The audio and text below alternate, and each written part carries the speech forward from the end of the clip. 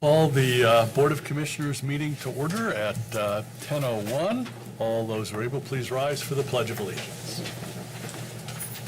I pledge allegiance to the flag of the United States of America and to the republic for which it stands, one nation, under God, indivisible, with liberty and justice for all.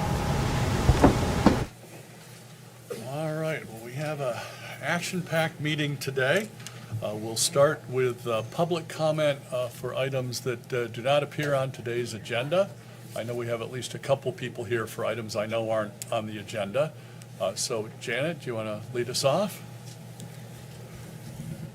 And three-minute limit, please. Okay, so hi, my name's Janet Irons, and I know members of the commission because they're all also members of the Prison Board of Inspectors. And I am a volunteer with the Pennsylvania Prison Society, and I need to just start by saying how much I appreciate the attention that you all pay to the issues of the conditions of people in the prison. I'm here obviously because of the late breaking news about the potential closure of Rockview State Prison, and Prison Society members have been visiting that prison for over a generation. I don't know that there's anybody on the outside other than the people who work there who have as intimate an understanding of the conditions in that prison as we do.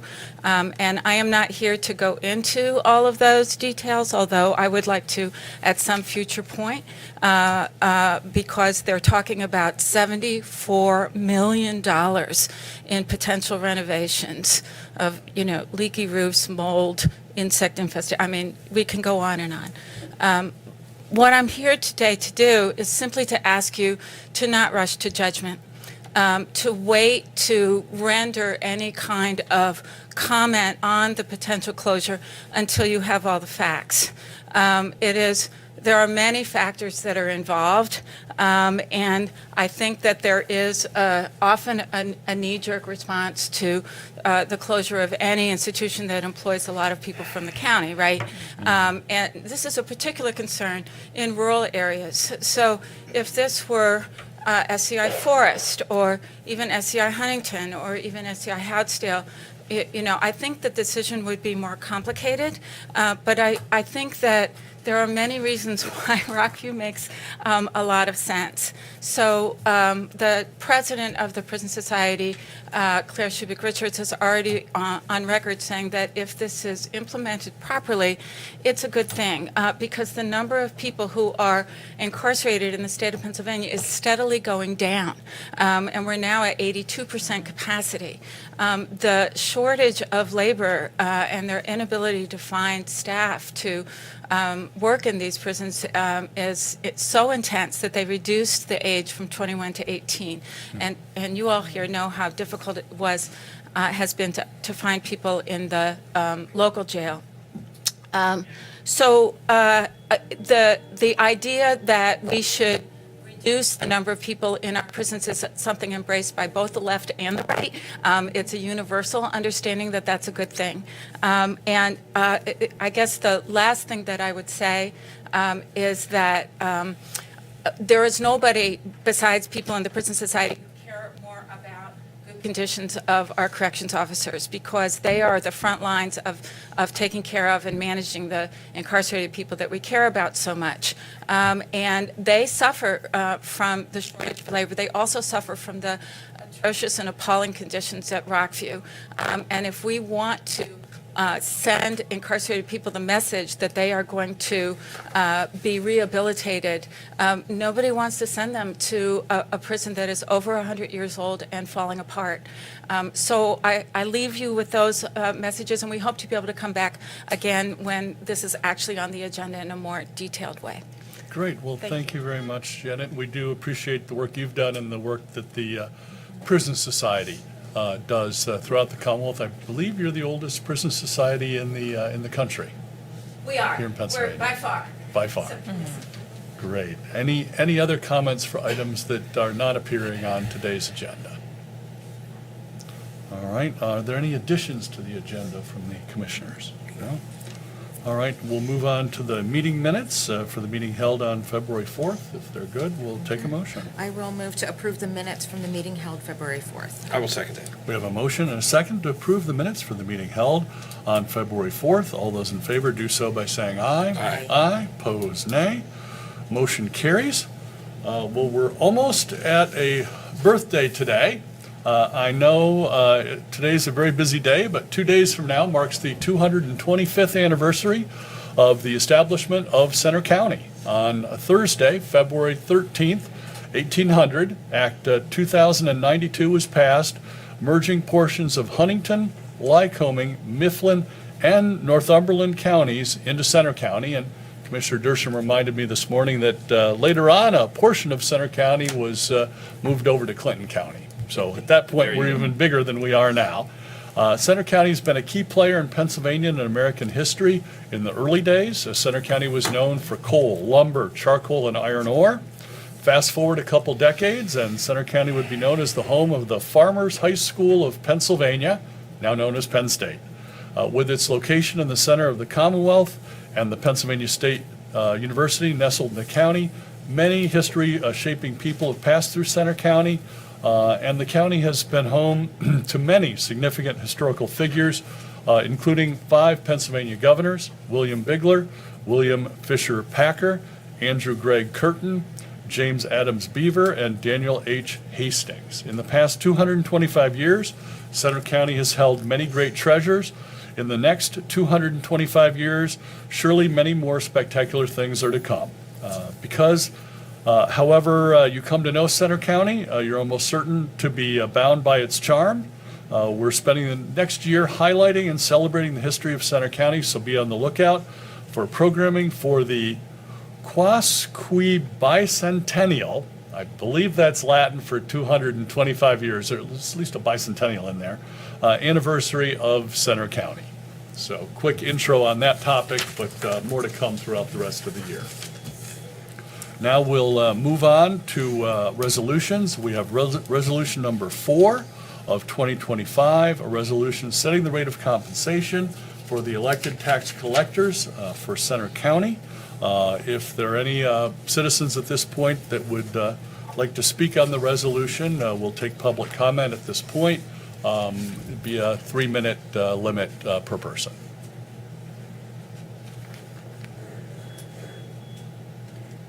All right, well, seeing none, we'll have Jen come up and give us a very short explanation, and then the commissioners will have some comments. Good morning. I'm here today to propose the Resolution 4 of 2025 for the terms of the local tax collection law to make adjustments to the compensation of local tax collectors for Center County to be made no later than February 15th of a municipal election.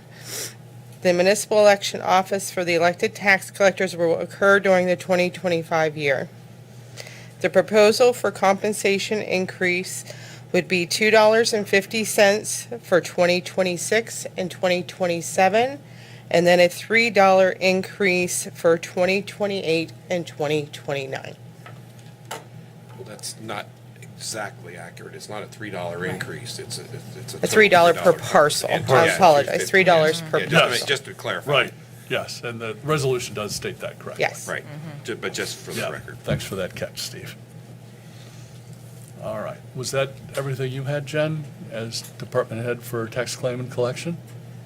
Yes, I mean, we feel that it's a nice compensation for the tax collectors. They do a really good job and work really hard to keep their constituents happy.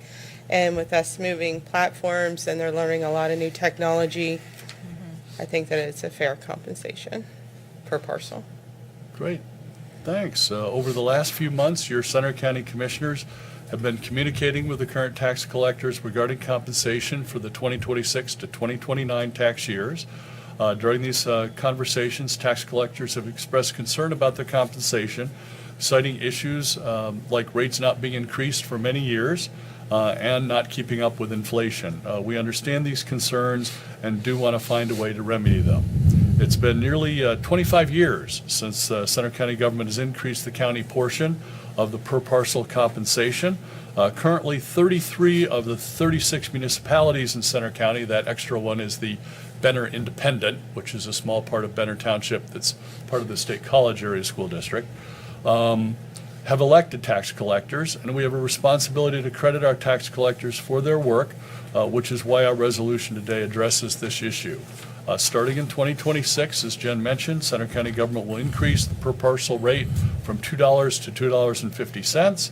And then our resolution today also proposes an additional increase for 2028 and 2029 to $3 per parcel. This is a 50% increase in compensation over a 3-year period. Moreover, this position receives per parcel payments from county government, municipal governments, and in most cases from the school districts, who often provide the largest compensation. In 2023, total estimated annual compensation for a tax collector ranged from $1,055 for Benner Independent to roughly $50,000 for Phillipsburg Borough, with the county paying $170 toward Benner Independent and $2,542 toward Phillipsburg. We must balance our responsibility to the tax collectors with our fiduciary responsibility to the citizens of Center County. We must be good stewards with the county finances, which limits us from making more significant increases in the pay for what is traditionally considered to be a full-time job for a couple months of the year and a part-time job for the rest of the year. Again, Center County government is incredibly grateful for the work tax collectors do. In fact, the county's been working closely with the tax collectors for over a year in transitioning to the new software that Jen mentioned. Many tax collectors have been helpful in working with the county and both the former and current software vendors. Through this collaboration, we're able to enhance our software and services to a more secure, versatile, up-to-date, and streamlined system that even handles mailing the tax bills. We look forward to implementing this resolution as a token of our appreciation to our tax collectors, and we look forward to our continued collaboration with them. 2 final notes on tax collection. First, the new tax bill format will differ from the old format, although the information will be familiar. I have a copy here. It's kind of dense, a lot of numbers on it, but a lot of explanation there too. And obviously, if you do have a lot of questions, you can call either your tax collector or the tax claimant collections office in county government. Second, all of these tax collector positions are up for election this year, and the major party petition signature process starts on February 18th. Now I'll turn it over to Commissioner Concepcion for additional comments. Yeah, well, I think I'd like to thank our tax collectors for their collaboration with the county as we've been working through this software change. I know it's been, a process over this year of getting used to the new software and working with all of our constituents as well to help them understand the changes that will be coming in their tax bills. And it seems like, for the amount of time it's been since there's been an increase in the compensation rate for the tax collectors, it was time to implement this going forward into the next term. And it seems like a 50% increase over the course of this, 4-year term is, warranted given the period of time that it's been since the last time that the rates were set. So, so really just a appreciation to our tax collectors for the work that they do. Making sure that all of our citizens are served in the process of getting their taxes into the county and their municipal and school district governments as well.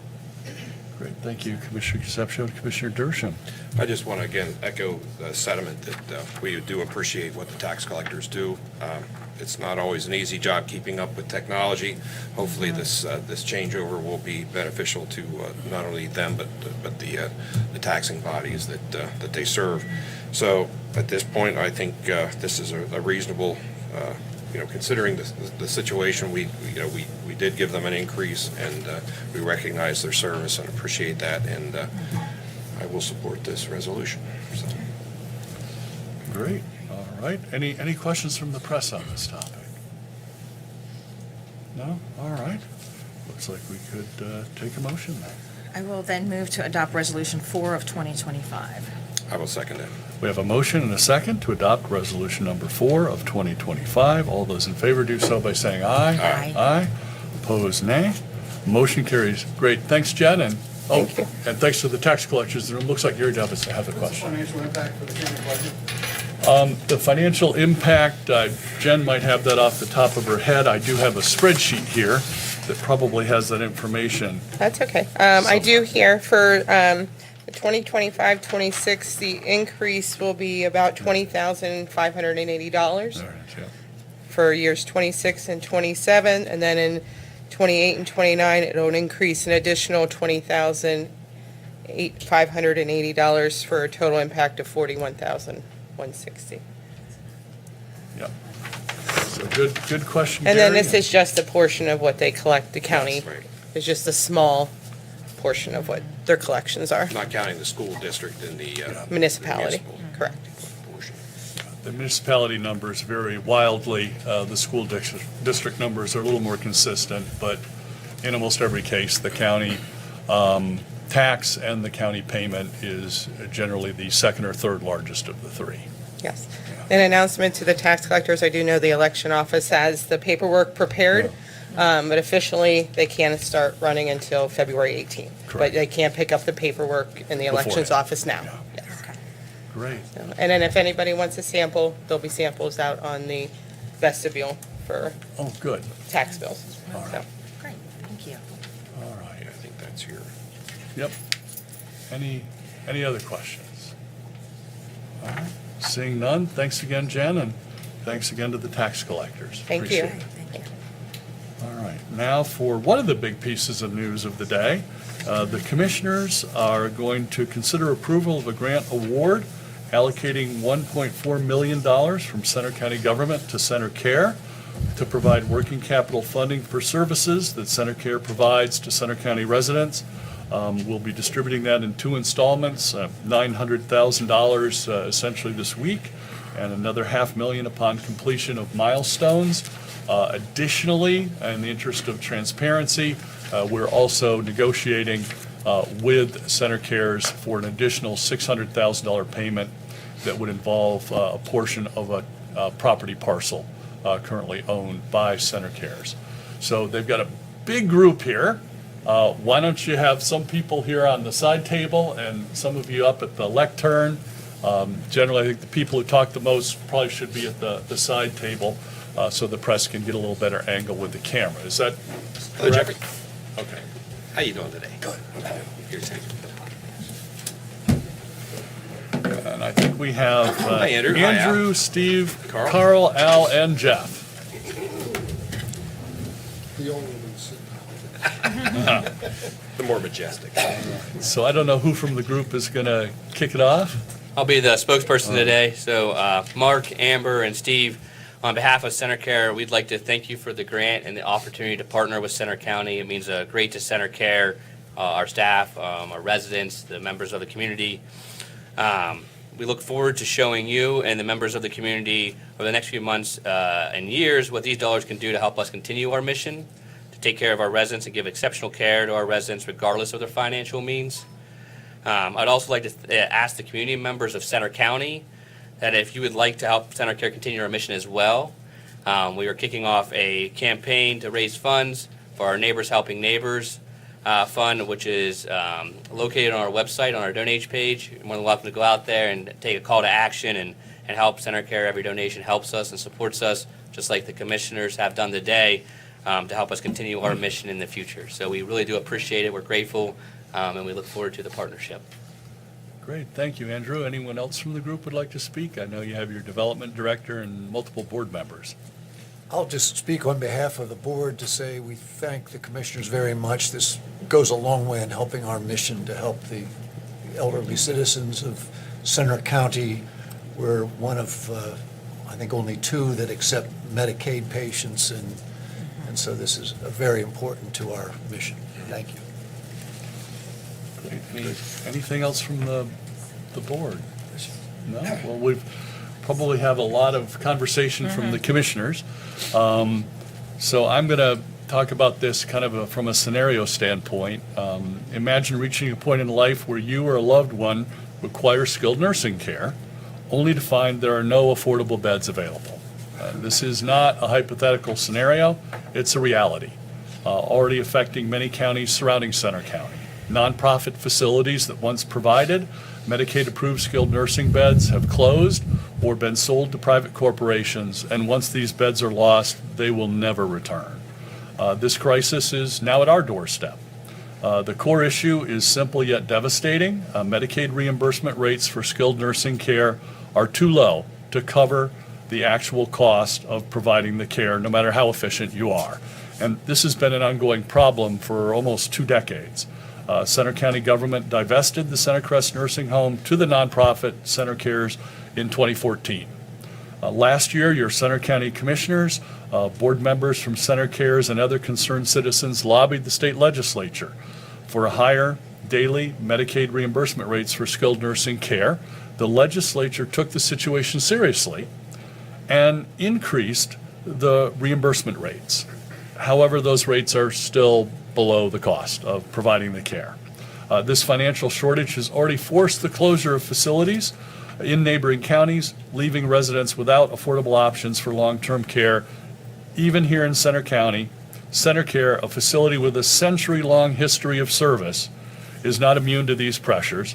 Without immediate and sustained action, CenterCare may face the same fate as other closed or privatized nursing homes. Recognizing the severity of the situation, your Center County commissioners have taken decisive action. Today, we are issuing a $900,000 check to CenterCare from one-time American Rescue Plan funds. If key progress milestones are met, an additional $500,000 will be provided in the coming months. Furthermore, pending solicitor review, we're considering an additional $600,000 payment for a portion of CenterCare's real estate. I'm assuming, Carl, that since we've got all the paperwork worked out, that you guys will be signing that? Yes. Okay, great. Because we want to give you the entire financial package of $2 million, which is enough, to our knowledge, to sustain CenterCare as a nonprofit for approximately 2 more years. However, beyond this, there will be no further county funds available to support CenterCare or the broader Medicaid home care crisis.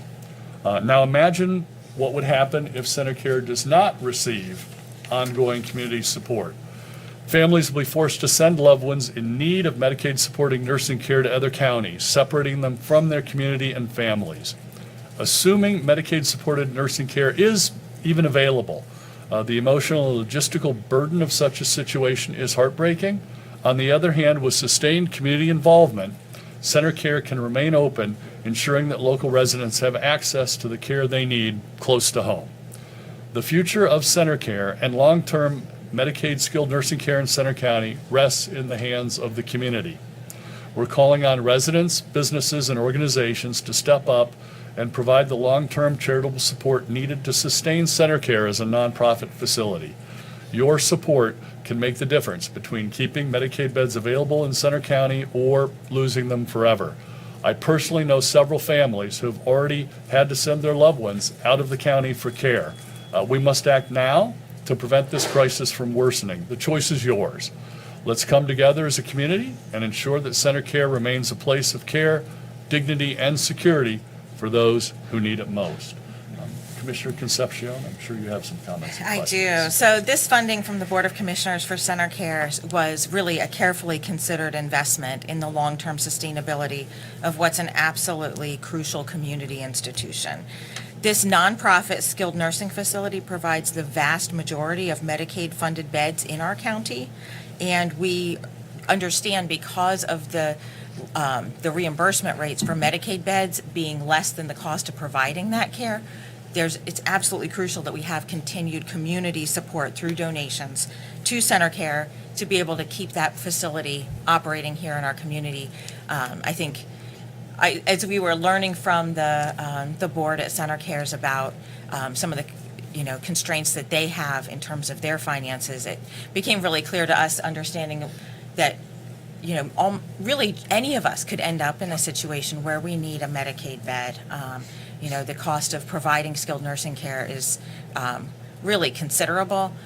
If you're looking at private nursing home care and you if people eventually, run out of their resources to pay for this. And then it's Medicaid that fills in. So when we think of who needs a Medicaid bed for end-of-life care, potentially that's any of us, or any of our parents may need that at the end of life. And or even, for folks who may have, long-term disabilities that are really severe. This is just really a vital institution to keep in our community, and there's really no way that we could take the risk of potentially losing these Medicaid beds in our community, because there wouldn't be a way to regain those Medicaid beds with that state funding. I think we're really grateful to our legislators who were attentive and listened carefully when we were explaining from our perspective the concern about the Medicaid rates, and they did lobby to make themselves within the legislature. We got those rates raised through, the activity of legislators from right here in Center County who were listening and understanding the crisis that was facing skilled nursing care centers. So, I think the message, the takeaway here is that, this is an investment from county government using, what's really kind of like the last of our American Rescue Plan funds. So we were fortunate that we had those funds to be able to invest into Center Cares, but we need the community to continue that investment over the long term, because this is a really crucial institution to maintain in our community. So, and thank you to the board of Center Cares for, your work in advocating for this institution and for its residents. Right. Well said, Commissioner Concepcion. Thank you. Commissioner Dershowitz. First of all, thank you for all your hard work. I know this is a labor of love. I know the folks that have been on this board for a while, Carl, Al, and it's just something that we need. And I don't think we can emphasize enough the importance of what those 240 Medicaid beds means to our community. Because if those beds go somewhere else, they don't go anywhere else. They disappear, they evaporate. And I guess in a lot of ways, and having been here long enough to say, the state has on numerous occasions offered to buy those beds back. And that would be a sound investment on their part. However, on our part, we understand that the actual need and desire for not only our board and your board to work together to keep the sustainability of CenterCrest going well, but I think our community should. And I think this is really a call to action for everybody to understand that we need absolute community support for this facility. Because, say for the grace of God, there walk I. We are all in a situation where we may well need that care, and there is a finite number of beds available to us to do that. This isn't necessarily a private pay organization where 100% of your money goes into a pot and everything works out. This is you're at the largesse. And when the county controlled CenterCrest, our reimbursements were second from the bottom in the whole state, and that was not a sustainable model. You folks have taken the reins of a project and really made it amazing. You took a building that was dilapidated and moved it to a building that is state-of-the-art, that provides rehab services and quality of care that's unmatched in our area, and we really appreciate that. And I think the community support of your organization is critical. I can't say it enough, but just knowing what you do and how you do it and the love that's done there. And yeah, if anybody thinks that COVID wasn't tough on you guys, you should ask these guys how it was. COVID was really tough on this industry, not just here in Center County, but across the country. But we here in Center County were blessed to have a team and a crew on board that saw us through that, and we really appreciate that. And this is our opportunity to say thank you, and we look forward to actually partnering with you, perhaps on a project on that campus, and we're really excited about that as well. And I think moving down the line, I think we have a lot to be thankful for and a lot to look forward to. We've got a great program up there and a great facility. And every time I go in there, I'm just marveled at how much of an improvement that place really that place was from your predecessor. So as we can tell you, thank you very much, and we really appreciate you coming in here and working with you as we move forward and making this a community resource that people appreciate, understand, and support. So Thank you very much. And we very much appreciate the Board of Center Cares and the many, many volunteers who help your organization in this mission, a number of whom that I do know, and they're very committed to ensuring that the overwhelming majority of Center County citizens have the chance to potentially pass away with dignity, because that's what those beds are for. And I might say you have a pretty august group of leaders on that board, and I know all of you at this point, and can say that you have really a dream team of folks in there moving this forward. And Andrew, you've done a fantastic job as administrator, and keeping this project going is of utmost importance to our community, and we want to say thank you and offer our support. Thank you. Thanks. Yeah, I think it's important we're emphasizing this is a nonprofit organization that's governed by a group of community volunteers who are doing this work because they care about the folks in our community who need this care. So, we're really grateful for the work all of you do, and certainly this investment is an indication of how important this institution is to Center County residents. Thank you, Commissioner Concepcion and Commissioner Dersham. And again, emphasizing this is a one-time situation using pretty much the last of the county's American Rescue Plan funds. We'll open it up to questions from the press at this point. The financial state of the facility, are you currently operating at a deficit? So currently, we are not operating at a deficit. We had some previous years where we were during the COVID time, but we have worked our way back out of that, and we're no longer working in a deficit. Do you face possible closure? You do not get this funding. At this time, we do not potential closure in the next year, but again, as the years progress on and as the need for Medicaid residents increase in the community, there could be closures in the future of years to come if that would potentially not have funding from the community and from individuals like the commissioners. What do you do to reverse the trend where you are losing money? Again, I think it comes back to the community members speaking out to their legislators, their state representatives, and talking about Medicaid funding and getting more Medicaid funding, not only for nursing homes, but for home health services, healthcare in general. Oh yeah, I got one. It says that for the $500,000, it involves the completion of milestones. Would you be at liberty to explain to us what some of those milestones might be in the future? Would you guys like to talk about them, or would you like me to? Sure, they mostly revolve around setting up a development or charitable giving program to ensure that not only do they have the website, but there's events, there's a variety of collateral and marketing materials, and that there's an aggressive public relations effort. Because as Andrew mentions, over the long term, with costs not covering, reimbursement not covering costs, once those lines cross in the wrong direction, you've got to do something. And it's important that everybody understand that the county will be part of that conversation moving forward. And that partnership is what we're building here, is understanding that we need to absolutely engage the public, engage the communities, and have them understand the importance of this. And whether we are cheerleaders or actively, hands-on doing whatever we need to do, we need to make sure that this is a successful effort, not only but today, but for 20, 30, 40, 50 years down the road. This facility represents that type of legacy. And then, kind of following up on that, you mentioned that there might be a future project in collaboration with CenterCare and the county. Are you at liberty to discuss any of that, and does it have to do with the additional $600,000 in the parcel that you discussed? Well, that's the future is unwritten. Yeah.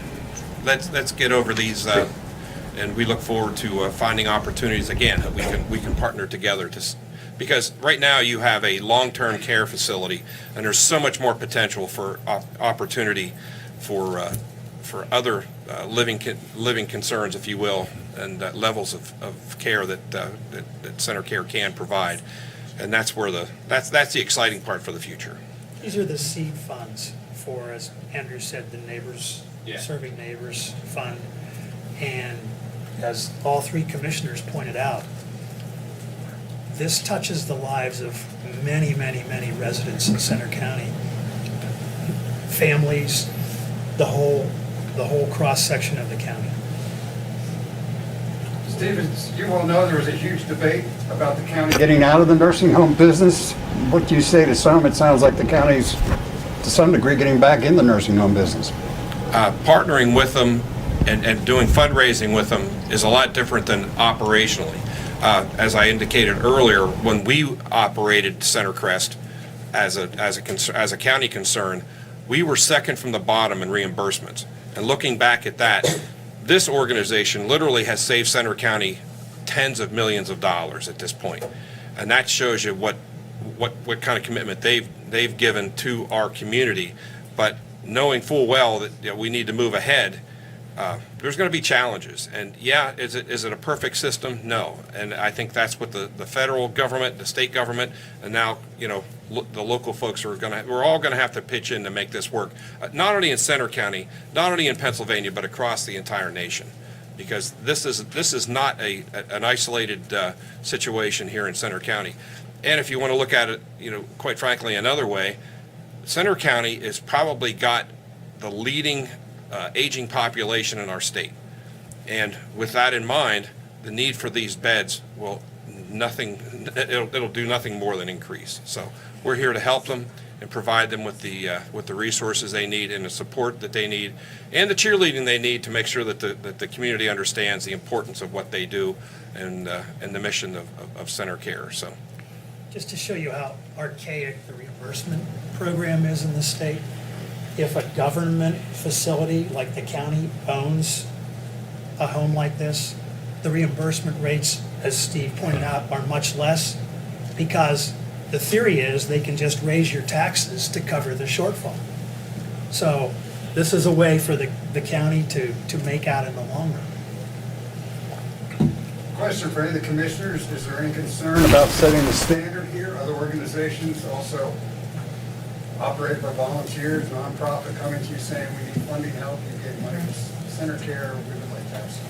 Well, it was over a year-long process involving a lot of lawyers, a lot of conversations, a lot of very pointed questions from the commissioners. There was also a turnaround consultant involved earlier in the year. Last year. Additionally, Center Care is in the process of selling us a portion of their largest asset. Also, I'm sure the board and Andrew would just rather not have to be here and just be out in the community or be at their job getting their work done.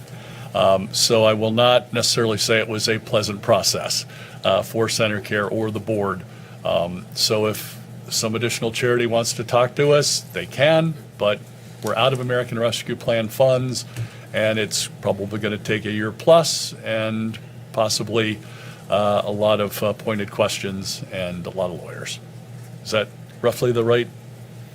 well, I don't even look at that, Gary. It's much simpler than that. I think the mission And the mission and the here. goal of what Center Care does is that important to our community. We do not have a choice but to make sure that we have adequate facilities for our seniors whenever they're in need. And I would say this is as high of a calling as anything that we could get involved in right now. And this is an incredible opportunity for us to make sure that this facility thrives well into the future. So to me, it's as simple as that. Yeah, and I think the answer to your question probably goes back to how crucial it is to keep these Medicaid beds, because these are Medicaid beds that are located here in our community, and if we didn't feel that it was absolutely crucial to keep these beds here, that, you know, that's really the thing that's been driving this conversation, is how, you know, important it is that this facility is serving really the most vulnerable residents in our community, and that speaks to the priority on ensuring their long-term sustainability. But the county works with many, many local nonprofits throughout our communities in various kinds of partnerships. So. This is my last question. It said that there was a finite amount of Medicaid beds available. Do you have that number off the top of your head on hand? If not, that's perfectly fine too. So I think there's 743 Medicaid beds in the state of Pennsylvania. We owe 243, but I might be misspoken on that. It might just be a certain part of the county, a certain member county. So I do know that's located on the Pennsylvania website. You can look that up, though, and look up the number of Medicaid beds that are available for the state. I will tell you, it's been over, I think, 25 years since they've issued a new Medicaid bed. And if Center Care would close, those Medicaid beds wouldn't be re-offered back out. I think it's important to just recognize that those 240 beds that are recognized here at Center Care represent by far and away the largest portion of, there might be a hand, 25 or 50, maybe more here in Center County, but at the end of the conversation, It's fewer than that this is now. critical. Yeah. Yeah. This is critical. And that's- there's some organizations that own Medicaid beds, but they're privately ran and they don't fill them as Medicaid beds. So again, just because there's organizations that have Medicaid beds doesn't mean if they're a for-profit that they're going to fill them with a Medicaid person. Where Center Care's mission and a promise they made to the commissioners back when they turned the building over to the Center Care Board was to keep at least a 70% Medicaid resident level. And we've kept that promise to the commissioners, averaging around a 75 to 76% Medicaid level in the facility. Yeah, as Steve was saying, there's nothing else like this, not just in Center County, but now in most of central Pennsylvania. It's probably the majority of Medicaid beds in the central part of the state. You know, and another thing is, let's say you're a resident here in Center County and you have a loved one who maybe lives in Blair County and they move them here. I mean, this is an opportunity to keep families together, to keep folks, in a much more just decent environment. And you don't want to see your loved one moved across the state. You don't want to see them moved out of state. This is an opportunity for us to do what we do best and continue that legacy that literally Center Crest across on Howard Street has done for generations. And this is the first generation of the new facility, and hopefully there'll be many more after. And we all have to work together to make sure that occurs. Additional questions, Gary? Oh, yes. Yeah, hi, Hunter from Milwaukee Evening Express. Yeah. So my question is, out of this, roughly $2 million that could potentially be distributed, can you give some examples of material ways that money will be spent at the facility and on the residents? So again, the cost of healthcare is increasing, so healthcare supplies could be some of those items that we'd be using some of that money for. We have 4 different funds that we're working through, so the Neighbors Helping Neighbors Fund is really talking about that deficit of Medicaid dollars. So if it costs around $500 to take care of a Medicaid resident every day, we're getting paid $400. So that money is going to be used to offset that $100 loss. So it could be anything that resident needs in a day, from things you don't think about, a toothbrush to toilet paper, right?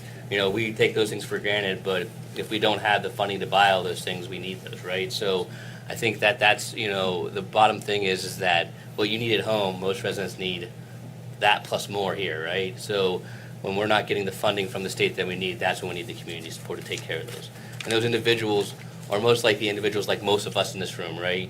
Or people that worked in the news, worked in the county offices, or the painter that painted houses downtown, or the construction worker. So the average person that, did the right things in their life doesn't mean that they did something wrong. We're talking over here, it's around $15,000 for a private pay resident to be in a nursing home nowadays. So is a high cost for, a resident. And then, even if you plan your best, sometimes, things happen. So, thank you. Could I just ask, one of the things that I'm actually happiest and proudest of your organization is from the move to facilities has been the increase in rehab facilities. Could you just maybe tell the folks out there about what rehab opportunities are available through Center Care? Again, Center Care has really focused on our rehabilitation services over the last few years after moving to our new facility, offering private rooms in our bistro. And I think those services are things like someone getting a hip and needing some services for, be taken to get rehab back home, right? Someone gets in a car accident and needs a rehab back home. We've had individuals who've had shoulder replacements come in. So your general need for, some therapy, but you can't do the high intensity that Encompass or an at-home therapy company would do, or you don't have the support at home to take care of you. Those are the individuals that we're taking in for those 20 to 30 days to get you back on your feet and get you back out in the community, right? Really working with the doctors in the community to make sure that you're having a smooth transition back into the community and making sure that you're getting the home health services that you need once you do get back home to be successful.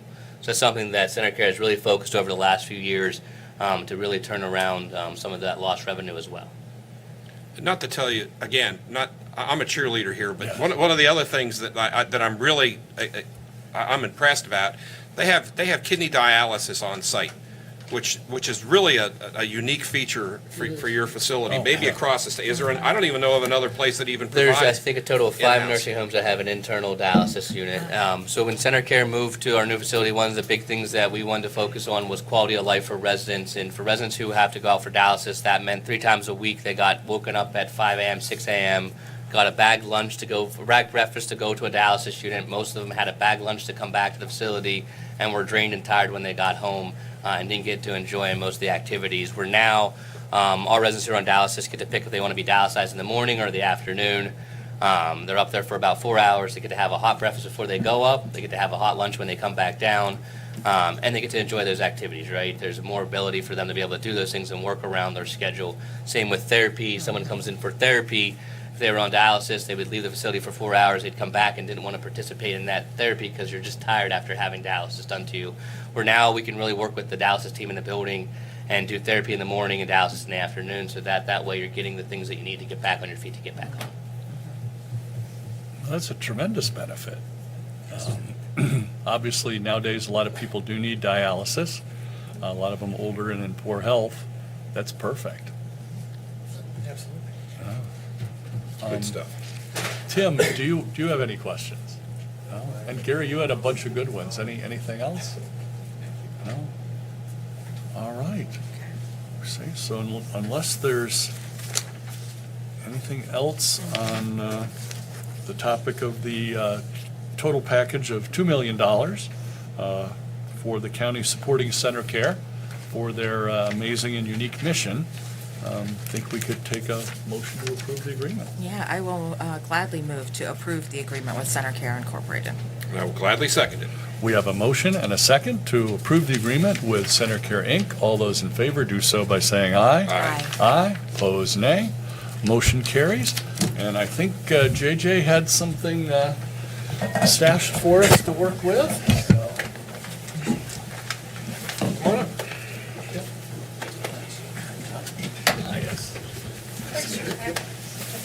Bring one over maybe towards Ferguson Township.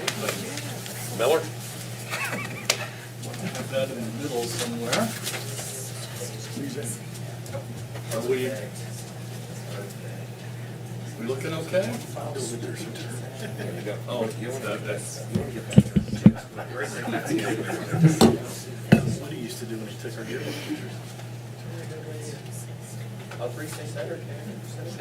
Center Care. We didn't even wait till 3. Do we have pictures for Center Care? All right, and did the press need a unobstructed shot too? Hang on.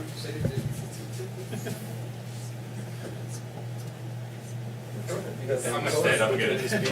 Yep. Come on, Jake. I know. You hurt yourself. Yeah, don't hurt yourself. for you to go. There you go. That's it. Thank you. If you hurt yourself, we're gonna have a lawsuit.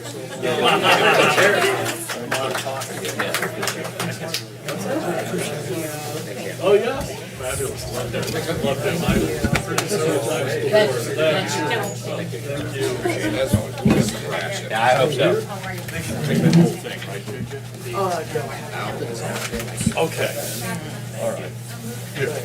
Now, One big you guys old can check. take the paper part of the check with you. JJ will unwrap it for you. Oh, I think you can have the whole thing. Good comment, Steve. Yeah, very good. All right. Okay, we ready to move on? All right.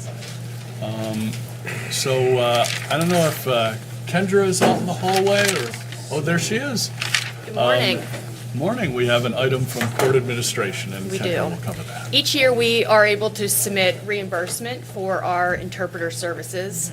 In 2024, we spent almost $72,000 just on interpreter services that are state mandated, so it's something that we have to do. And then we are able to send the cost that we've spent into the state, and we get a portion of that back. What that amount is always determined on allocations from the state, so we don't have a definite number, but we would be submitting at least $71,926 and a penny to the state and ask for reimbursement back to the county. Great, well, thanks, Kendra, and obviously with International Research University, which we mentioned earlier, here in the county, and a broad variety of travelers. Obviously, we do need those services. We do. So thanks for providing them. Yeah. Commissioner Concepcion, any comments? Yeah, thank you. Thank you. Do you know how many languages you actually have interpreted? Just out of curiosity. I don't know off the top of my It's a head. bunch of them, I bet. But yeah, and we typically top will. two? We see Mandarin, and we see Russian, and we had one yesterday that we've never seen before. I can't remember what it was, but the court admin staff said, "Do we have somebody?" And the state actually, they have to be certified, Yeah. and they will give us a list. I think quarterly they will send a list, and I mean, you would not believe the people that are able to, provide this service and have taken the time to be certified. And sometimes they have to come out of state. I mean, some of that cost is out of state. But we have a lot, thankfully, resources that we can use. Well, thank you for all that. Thanks. Thanks, Kendra. Thank you. Looks like we could take a motion now. Okay, I'll move to approve the court interpreter services grant for the language access reimbursement costs incurred in 2024. I'll second that. We have a motion and a second to approve the court interpreter services grant for language access reimbursement costs incurred in 2024. All those in favor do so by saying aye. Aye. Aye. Aye. Opposed, nay. Motion carries. Great. Thank Thanks, you. Kendra. Thank you. Now I'm hoping Cochie's out there somewhere in the hallway. There she is. For a contract with the Eads Group on the bridge replacement. That's correct. Good morning. We would like you to consider an approval of a 3-month time extension for the 2019 Center County Bridge Replacement Bundle construction services with Eads Group. Eads is located in Altoona. The 3-month time extension would be from September 30th to December 31st, 2025. And this will allow Eads to complete the work outlined in the original agreement that was dated July 18th of 2023.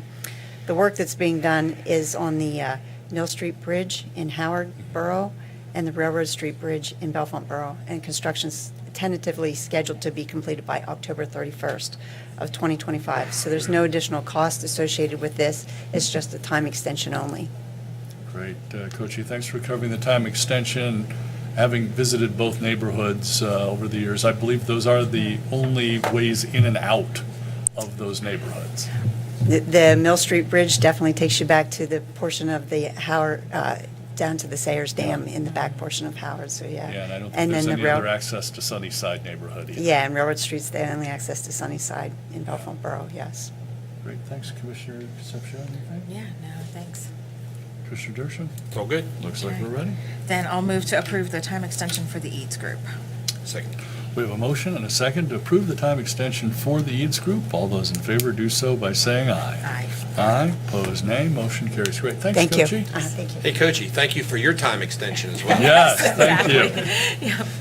And now I see Jonathan there in the corner of my eye with capital projects and facilities management. Good morning. Morning. I'm asking for your consideration and approval of a contract with Crabtree, Rohrbaugh and Associates Architects to provide a conceptual design and construction cost estimating for a proposed health sciences and public safety training building at the Public Safety Training Center. This contract totals $9,500. Great. Thanks for covering that, Jonathan, and helping us through this process, Yes. which is going to be a multi-year process involving a partnership with CPI. Very much appreciate that. Commissioner Concepcion?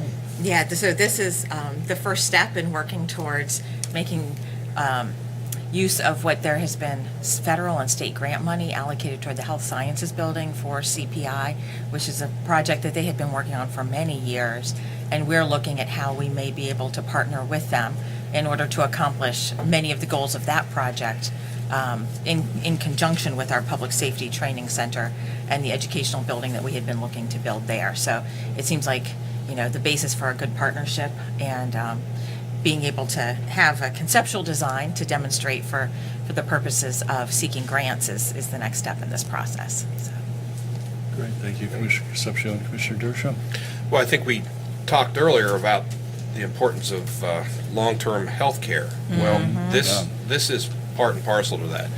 Not only will it provide training for our first responders, but it'll also give lab and classroom opportunities for CPI to train the next generation of healthcare professionals.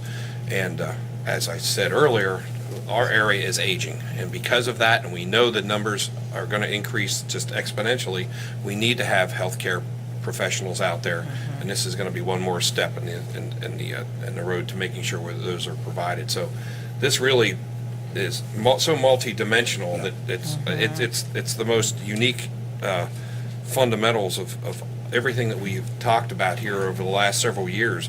It provides EMS, police, fire training, but at the same time, there'll be labs and healthcare facilities to train those medical professionals. So, and Andrew, I'm sure you use a few LPNs and CNAs and other professionals. So this provides for the next generation of training for them. So, very happy to support this as well.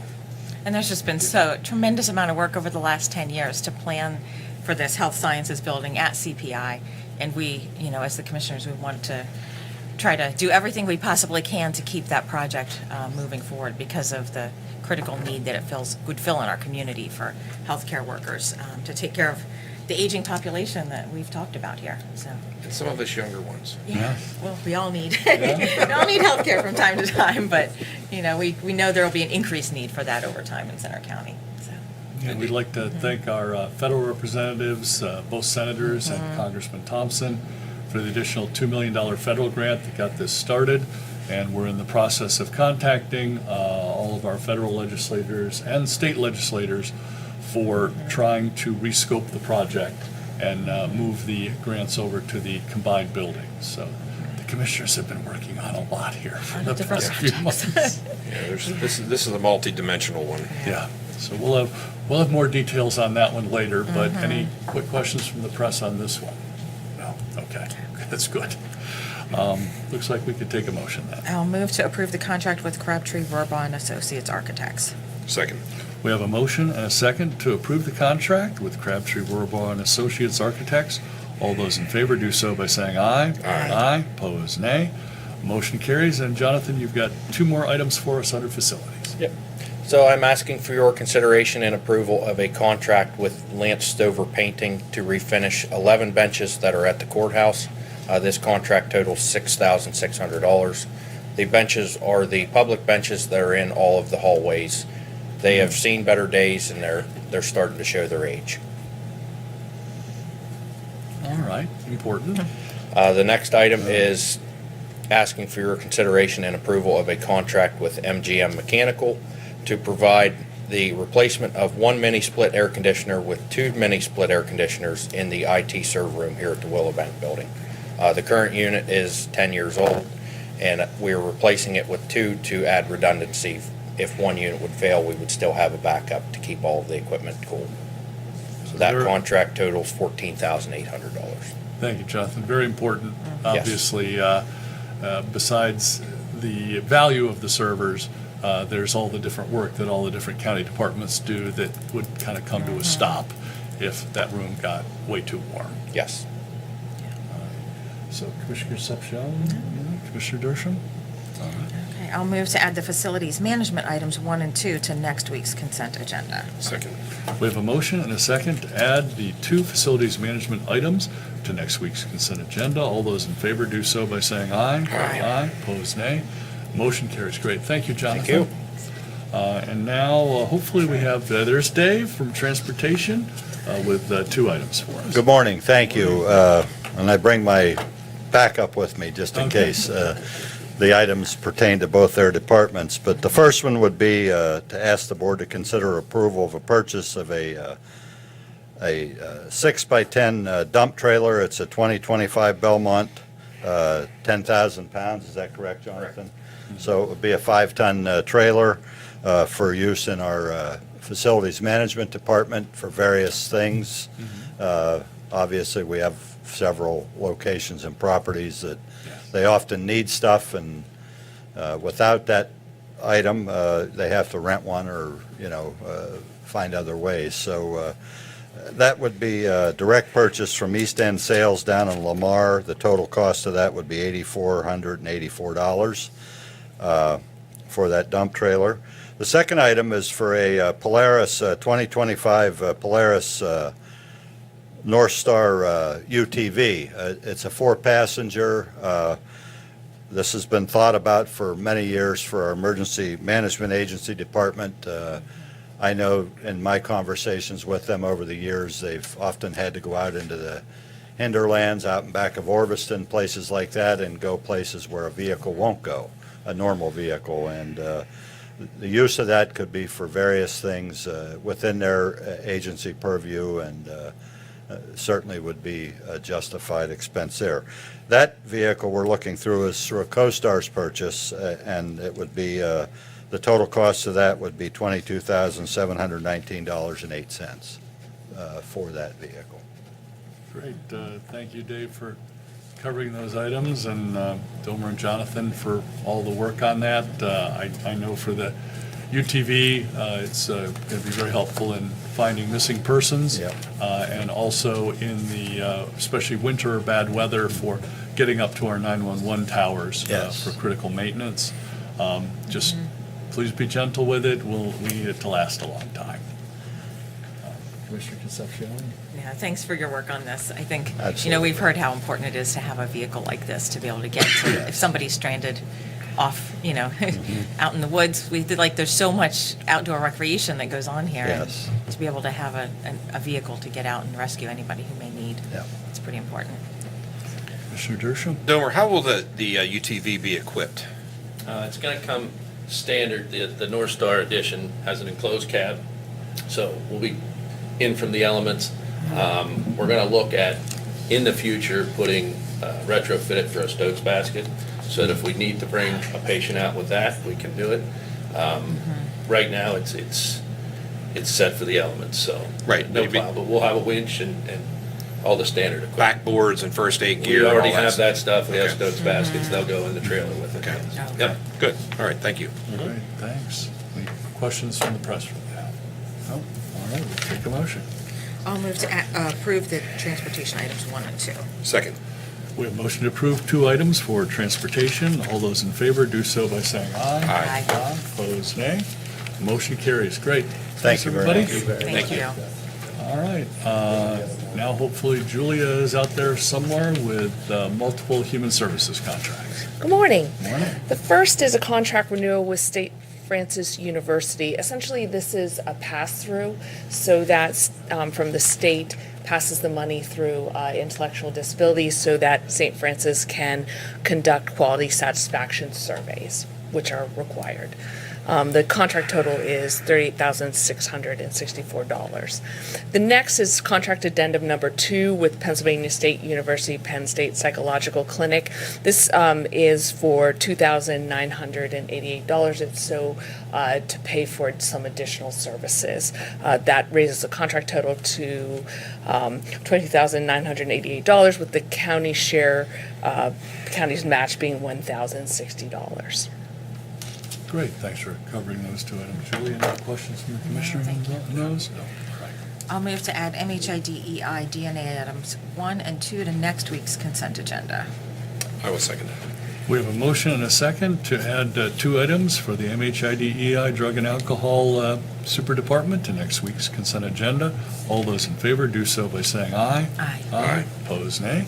Motion carries, and you have an aging item for us. I do. So the aging one is contract addendum number 1 with John and Tammy Myers to extend the lease agreement at the Penns Valley Senior Resource Center. The new monthly rent will be $1,274 per month. This extension includes a 2% increase. Great, thank you, Julia. Any questions on that one? No? All right. I will move to add the contract addendum number 1 with John and Tammy Myers to next week's consent agenda. I will second that. We have a motion and a second to add the contract addendum number 1 with John and Tammy Myers to next week's consent agenda. All those in favor do so by saying aye. Aye. Aye, opposed, nay. Motion carries. Great. Thanks, Julia. And now we have consent agenda. I don't think there's anything out of the ordinary on I that. will move to approve this week's consent agenda. I'll second it. We have a motion and a second to approve this week's consent agenda. All those in favor do so by saying aye. Aye. Aye. Opposed, nay. Motion carries. We have a check run dated February 7th. Yeah, the check that I'd like to recognize on the check run today is to Center Volunteers in Medicine. They provide crucial medical services for uninsured patients in Center County.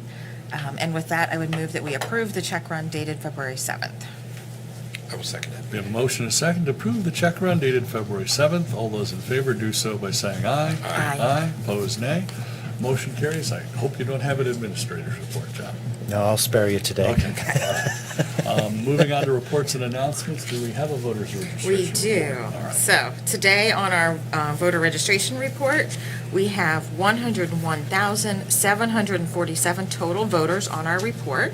That's down 6 from last week. Of those, Democratic voters comprised 41,320, Green Party voters 162, Libertarian voters 563, those with no affiliation 15,515, and Republican voters 42,147. And all of the other minor parties are 2,040, which brings us to that total of 101,747. Our precinct of the week, actually, I don't seem to have it. That's There's no okay. precinct of the week. We'll So- catch you next week. All right. All right. Moving on to announcements, Center County government offices will be closed on Monday, February 17th in observance of President's Day. John, do we have any executive sessions to report or hold? No executive sessions to report or hold. All right. The remainder of our public meeting schedule, next week, we have the Board of Commissioners meeting at 10. And then Thursday, February 20th, we have the Combined Salary Board and Board of Commissioners meeting. I'll ask the commissioners if there's anything else we'd like to discuss before we take questions from the press. Well, the big news of this week has been the potential closure, or proposed closure of Rockview State Correction Institute, as was mentioned earlier. And I think, we're trying to work on making sure that we understand the potential impacts, and I think we've gotten a formal notice from the state in regard to what that process for considering that closure would entail, including a public hearing at a future date, and looking at some of the information that would need to be gathered in the process of making that decision. And, I would say, I think from my perspective, like the significant concern is, the 658 full-time jobs that are there at Rockview and the impact on our community with the potential loss of those jobs from there, although we know those employees have been assured that they could, continue employment at another corrections institute. But I think our role as Center County government would be to ensure that we are studying and doing everything we can to mitigate the impact on our community. And that's going to be a process over the next couple months. Thank you, Commissioner Concepcion. Commissioner Dershowitz. Well, I think we were all taken by surprise by this For one. sure. And I had a conversation with Representative Benninghoff yesterday, and I think we all found out about the same time, which was, quite early in the morning and without a lot of fanfare. Matter of fact, most people probably found out from the news releases. I think, again, there's more questions than answers at this point. I wish I knew more about the thought process to make this occur. There are some intense conversations that need to happen, though, I think, as we move forward, because not only do we have the lives of 675 families or more, but the economic impact of this area will be significant. That's number one. But the other thing is, it is home to some of the largest and most pristine farmland and property in our community. And I think there needs to be some very, very, very serious conversation, and I'm hoping with this organization, as to the outcome and the use of that property moving forward. I hope it's not just a land grab and just go out there and figure out how we're going to give this property away. I think we need to be thoughtful about it, because this is the largest piece of property in the county that's really unaccounted for. And it's tens of thousands of acres. It's not just a small parcel. It is huge. It goes from a mountainside to a creek bed. So I really hope that we are thoughtful in the process of having that conversation, as well as making sure that the conversation about the lives that it impacts are also considered. So I know, again, we have a lot of concerned legislators here locally. I know, again, Representative Benninghoff is on this. I know we're on this. I think the paper indicated yesterday that there's a lot of other support and about conversation from our community. So I'm hoping that we can have that conversation methodically and usefully as we move forward, and to understand exactly how this impacts us and what we can do to mitigate some of those impacts. So that's about it. Yeah, the announcement from the Pennsylvania Department of Corrections yesterday regarding the closure of both SCI, Rockview, and Quanah Boot Camp was a surprise. The facilities employ almost 900 residents of Center and Clearfield counties and beyond with good-paying jobs. This is going to affect a lot of families in Center County and the surrounding counties. Also, additional local jobs are supported from the purchases made by these facilities and their employees. Construction jobs, repair parts, food service, etc. I spoke with both Representative Paul Taycock and Representative Scott Conklin yesterday. I know that they're both very concerned about the situation. I believe Representative Taycock even sent out a press release yesterday. Also, I've spoken with staff from Senator Langerholt's office. He's aware and is pretty fired up about it, and I've heard, of course, that Representative Benninghoff is very concerned, and I've heard secondhand that Senator Dush is also looking into the situation very seriously. If these facilities are closed, it'll have a negative impact on the staff, their families, but also our local communities and economy. The commissioners will be appealing to the Pennsylvania Department of Corrections and the governor to keep the facilities open. If the facilities are to be closed, we ask that Public Safety Facilities Act of 2018 be implemented. This law requires impact studies, protection for employees, public input from the communities affected, and developing strategies that mitigate the impact of the closures on local economies. State Senator Lisa Baker said the impact of the SCI retreat closure on local businesses was estimated at $13 million annually, and that was in 2020. She mentioned that the prison staff spent money locally, the facility bought food and other goods from local vendors, and the jobs provide decent salary and good benefits to many locals. This was a much smaller facility.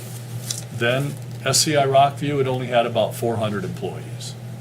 The Pennsylvania Department of Corrections and the governor need to listen to the employees, their families, and local citizens regarding concerns about the harms that these closures will create. I think we're available for press questions on this topic or pretty much anything else. Are It's you been a saying the busy- county will file a formal appeal with DOC? The county will be participating in the formal process that's available, yes. DOC says there's a 3-month public hearing window. Yes. If they don't schedule, would the county consider scheduling public hearings? Possibly, but we'll be working with the Department of Corrections. That's the group that we need to. Yeah, I don't think we've gotten interface that with. far deep into it yet, Yeah. Carrie. Yeah, it's been a little over 24 hours. But the concern that we have is, this sprung out of literally nowhere, and it does impact a lot of folks. Plus, the question that I will continue to raise is, we may be seeing a ebb in the number of statewide correctional, the use of correctional facilities, i.e. the number of inmates, but that's not always going to be the case perhaps, and there may be a time when we need to ramp that back up and to have that conversation that we're just going to eliminate this amount of capacity is I think a little naive at this point, but that's just my take on it. Maybe I'm wrong in the way I view things. So good questions. Any other questions on this topic? Exactly approved today with CenterCare, is it just the 900,000 or the entire financing package? We approved the first 1.4 million, the 900,000, and then the $500,000 on top of that, provided the goals are met, primarily revolving around fundraising and development. But it appears that we have at least a verbal approval from CenterCares on the additional 600,000 for the parcel sale. But I think the ink isn't quite dry yet on that contract. The final copy Yeah. is prepared and is before their board for signature, so we're expecting it any day. How much acreage, or how big is that parcel, did you say? The total is almost 14 acres, and the proposal is to subdivide that equally. So good questions. Any other questions? Yeah, kind Yeah. of switching gears Yeah, to sure. the fulfillment center. Now that we know that Amazon is the one who closed on it, just kind of asking, what do you think the economic impact of that is going to be? Well, obviously, more jobs is a good thing. I think the difficulty is that the jobs at Rockview and Quahana paid family-sustaining wages, also included a good benefit package and a retirement package. From what little I know, the jobs at a last mile Amazon warehouse don't necessarily meet those definitions. Yeah, and that kind of goes along with my next question. Do you have any idea of like the number of jobs that might provide? It would probably be a guess. The original facility was 1 million square feet, and they were talking, I think, 700 or so permanent employees plus additional part-timers for seasonal work. I believe the new facility is 125, 130,000 square feet. So obviously a fraction of that, 200 or something as a guess. Again, might be more employees seasonally. So And then just final question, what's the next step in the process? for For the Amazon warehouse? Yeah. It sounds like they have most of their approvals now from Benner Township. The county's overview on this is to just make sure all the contracts are in place and that the developer has agreed to reimburse all of the entities involved for all the costs. And that was a little while back now. So I would suppose a couple more i's dotted and t's crossed, and then once the weather cooperates, they could probably break ground. Yeah, they were given the go-ahead to start construction. They had started off with the ENS approvals, which is basically breaking ground and, doing that. But then they've also, I've been told, just recently approved for actual construction. Okay. So, it looks like they're about ready to go. They're probably just waiting on the weather, and I think the term is marshaling the resources. Thank you. Thanks.